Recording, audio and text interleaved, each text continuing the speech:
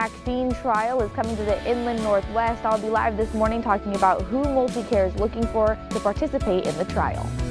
A quick break in the action today before our next round of rain and maybe even a little snow returns to the forecast. Well-being is top of mind nowadays, especially when traveling. This morning we learn which airline is the safest in the world. Are you still waiting on your stimulus check? Our Verify team is breaking down how to make sure you get your money. Up with Krem starts right now with Jen York, Joshua Robinson, Jeremy Legoo, and Dana Marie McNichol.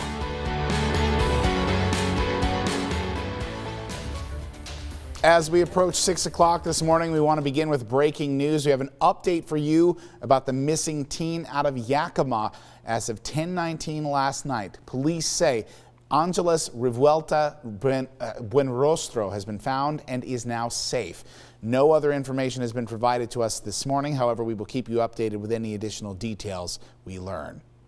We do want to say good morning. We want to thank you for joining us here on Up with Krem, as always. And a flood advisory is in effect today on the Palouse until a little bit later this morning. So turn now to Jeremy Legoo. Jeremy, when you say flooding warning, it can sound like so many different things. It can mean so many different things to different people. But what are we looking at today? Oh man, it is so wild when it comes to flooding. There are different types of advisories, different types of watches, warnings, you name it. And each one kind of means a different thing. This morning's for the Palouse. It's here for another couple hours, but really what it means is low-lying areas, kind of like little floodplains that head toward a river or stream. They could see some pooling of water. You could see some ponding on roadways where those drains aren't quite clear from some of that snow. And that's really going to be about the extent of it for the Palouse this morning. Here in town, still some wet roads and sidewalks in a few locations, but for the most part, we're starting to dry out, and that's going to be the case through much of the day today. 30s just about everywhere. We're above freezing and above where we should be for our high temperature this time of year. We've got a little bit of cloud cover hanging out, and that's going to be about the extent of it through the day. Do expect to see a couple of peaks of sunshine, but then late tonight comes our next round of showers. We'll see clouds build late in the day and then a little bit of snow at the onset, but that snow quickly changes over to rain by tomorrow morning's commute. So that will be good news if you're heading out the door. And then that snow sticks to higher elevations throughout the day on Wednesday.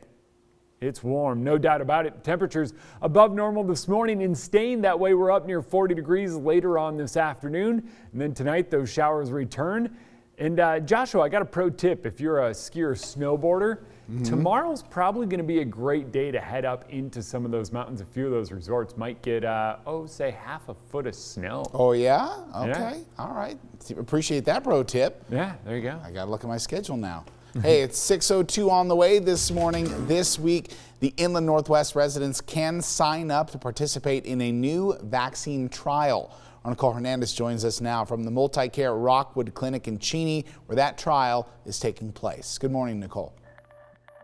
Hey, good morning, Joshua. So MultiCare Rockwood here in Cheney, which is right behind me, is actually looking for 300 people to start this vaccine trial here in our area. So first up, I want to give you all the information we have about the vaccine. So take a look. That information is now on your screen here. It's called Novavax, and this is phase 3 of the clinical trials for this vaccine.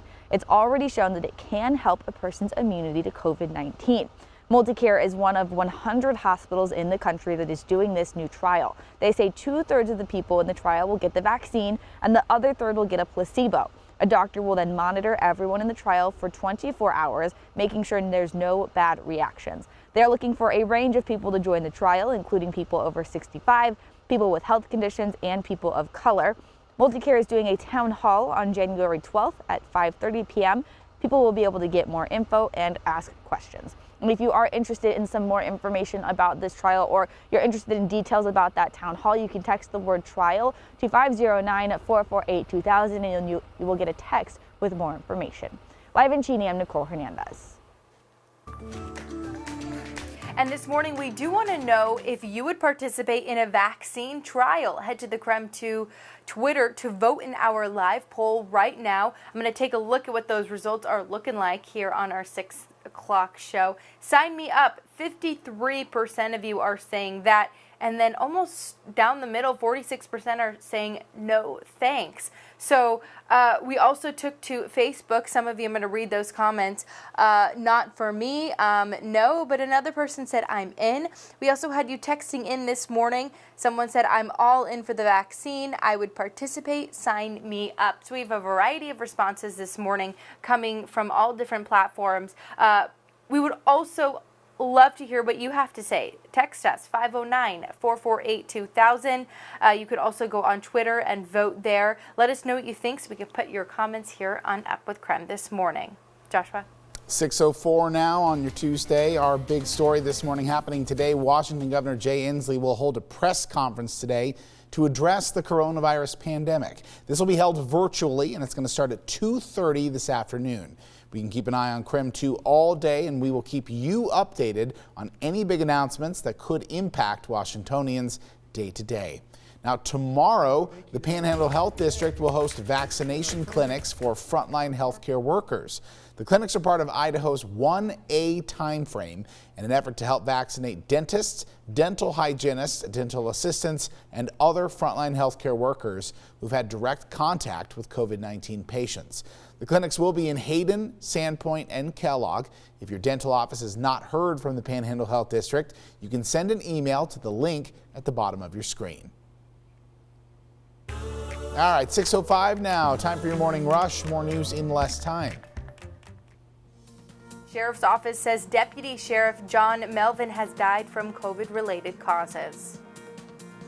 Melvin was found dead inside his home in early December by fellow deputies doing a welfare check. He was 60 years old and was preparing to retire this year. Touchmark, a senior living facility on the South Hill, received their first vaccines just yesterday. 100 residents and staff were vaccinated throughout the day. And people are really excited to have it coming and looking forward to the next 2 clinics with the vaccines. Residents and staff of nursing homes and assisted living facilities fall under Phase 1A of Washington's vaccine distribution process. Their next drive for the second dose will be on January 20th. SNAP benefits will temporarily increase by 15% beginning this month through June of 2021. The Department of Social and Health Services says recipients do not need to take any action and will not receive a notice about the change. This may take a few weeks to see an increase. Tomorrow, Spokane Public Schools is expected to provide information to parents' plans for a return to the classroom. The plan includes students in grades 3 through 5, and SPS is planning an open board meeting at 5:30 p.m. to announce their plans in greater detail. Parents are welcome to attend that meeting, and it comes, of course, after Governor Jay Inslee lowered the bar in December for when schools can bring students back into the classrooms. That's your morning rush. More news in less time. Let us know what's happening in your neighborhood by using the hashtag #UpWithKrem on social media. Well, today, Georgia voters head to the polls to elect 2 U.S. senators, and these races have captured the attention of the nation. But why does it matter to you? Well, the winner will determine the balance of power in the U.S. Senate. I'm Hope Ford in downtown Atlanta. Senator Kelly Loeffler and Reverend Raphael Warnock rose to the top, defeating 18 other candidates. And since then, the two have been trying to show voters their differences in leadership and beliefs.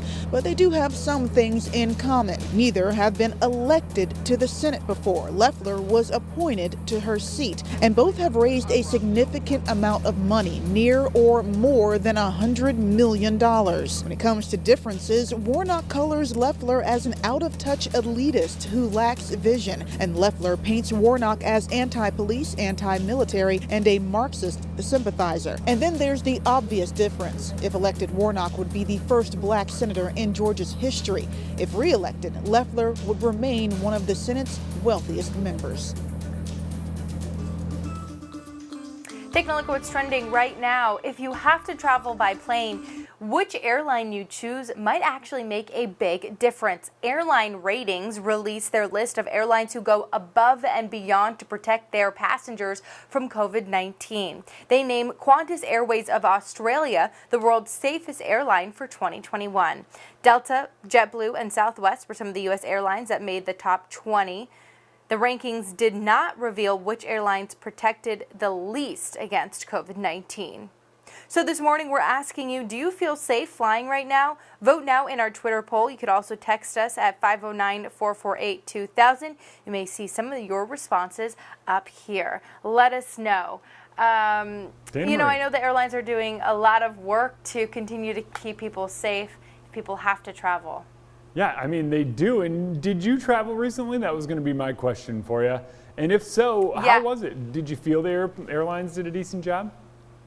You know, I traveled home to California to see my family and for Christmas, and I would say yes. I mean, I flew Southwest and I had my own row both times. So, and the plane wasn't full. We only loaded until the B section, which was really nice. So I had a pleasant experience. There wasn't a lot of people in the airport. I was one of probably 4 people in security while I was there. So people are not really traveling as much, even though it was the holiday season, which is good to see. Yeah, I haven't been to an airport in almost a full year. Joshua, I don't know about you, but I'm thinking it hasn't been a full year, but it's been but man, you got me on the spot, Jeremy. I will say though that I have also flown during the pandemic times, and it was the same story as basically what Dana Marie said. It was one of those things where there were so few people on the plane. I felt like I had not only my row basically to myself, but I feel like there was no one in front of me, no one behind me.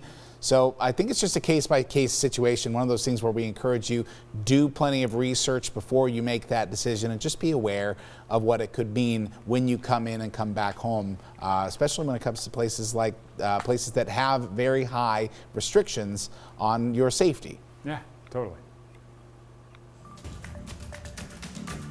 Well, still ahead on Up with Krem, health experts are working nonstop to fight the pandemic and growing cases. Now there's another moving target. We connect the dots on a new variant discovered in South Africa.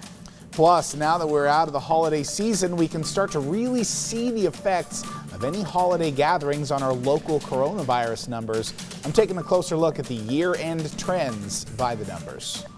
And we are starting the day with a few clouds, but those clouds are eventually going to depart. We'll see a little bit of sun before rain, and our chance of a little snow returns.